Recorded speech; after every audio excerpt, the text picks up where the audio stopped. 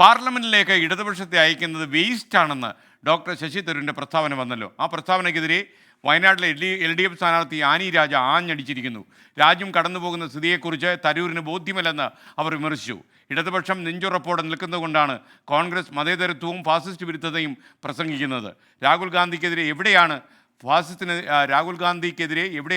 ഫാസിസ്റ്റിനെതിരെ പോരാടിയതെന്നും Annie രാജ ചോദിച്ചു. ഈ രാജ്യം ഇന്ന് കടന്നു പോകുന്ന ഇരുണ്ട നാളുകളെക്കുറിച്ചോ യാതൊരു വിധത്തിലുള്ള ബോധ്യവുമില്ലാത്തത് കൊണ്ട് അതിൻ്റെതായ ഗൗരവത്തിൽ കാണാത്ത ഒരു മനുഷ്യന് മാത്രമേ അത്തരത്തിലുള്ളൊരു കമൻറ്റ് ഫാസിസ്റ്റ് ശക്തികളോട് ഏറ്റുമുട്ടി എല്ലാവിധ മർദ്ദനങ്ങളും അനുഭവിക്കുന്ന കേസുകൾ അനുഭവിക്കുന്ന അതാര് എന്നുള്ള ചോദ്യം ശശി തരൂരിനോട് ചോദിക്കുവാണ്. രാഹുൽ ഗാന്ധിക്കെതിരായി ഏത് കേസാണ് ഫാസിസ്റ്റ് ശക്തികൾക്കെതിരായി പോരാടിയതിൻ്റെ പേരിൽ വന്നിരിക്കുന്നത്? ഇടതുപക്ഷത്തിൻ്റെ പിന്തുണയും സഹായവും ഇല്ല എങ്കിൽ കോൺഗ്രസിന് ഈ വർഗീയ ഫാസിസ്റ്റ് ശക്തികളെ തോൽപ്പിക്കാൻ കഴിയില്ല.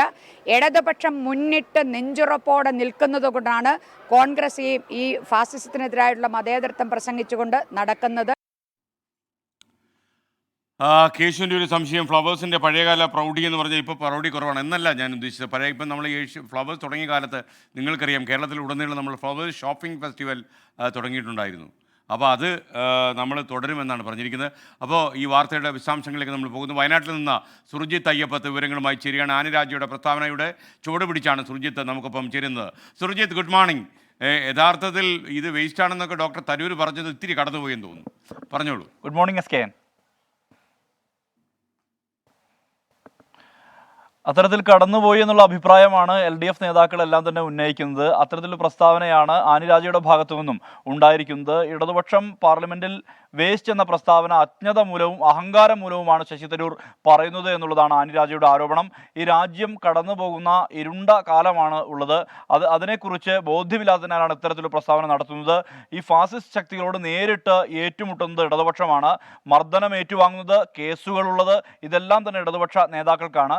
രാഹുൽ ഗാന്ധി എവിടെയാണ് ഈ ഫാസിസത്തിനെതിരെ പോരാടിയതെന്ന് ചോദ്യം കൂടി ആനി രാജ ഉയർത്തുകയാണ്. ഇടതുപക്ഷ പിന്തുണയും സഹായവും ഇല്ലെങ്കിൽ ഈ കോൺഗ്രസിന് വർഗീയതയെയും ഫാസിസത്തെയും തോൽപ്പിക്കാൻ കഴിയില്ല എന്നുള്ള നിലപാട് കൂടി അവർ പങ്കുവെക്കുകയാണ്.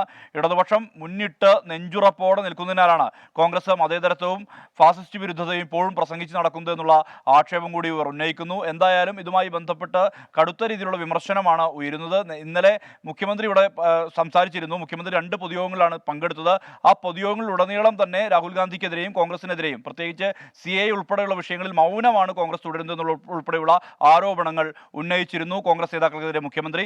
അതിന് ചൂടുപിടിച്ച് തന്നെയാണ് ഇപ്പോൾ LDF സ്ഥാനാർത്ഥി ആനി രാജയുടെയും പ്രസ്താവന വന്നിരിക്കുന്നത്. SKN. Okay, thank you.